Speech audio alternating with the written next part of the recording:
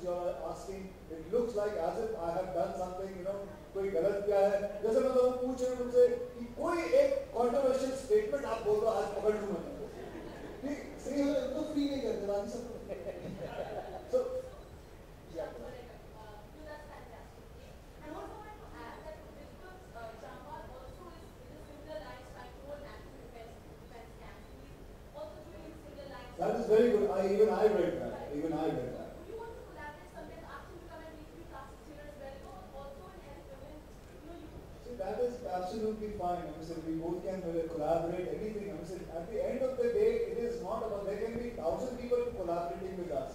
Till it is people become aware of it. It is not that we want to create our name, Hamara naam upar. It is not that. You won't believe it. We both were sitting. Aditya came and he said, please, मेरे ऊपर भाषण मत देना कि आदित्य ठाकरे जी ने ये किया, वो किया. अगर आपने देखा सीधा हम लोग आए, बैठे, चलो बुलबुल देना है, ठीक है, देंगे, बात करो. Rather he was going to give, there's a proper speech written. There's a speech written about him and about me. We don't want that.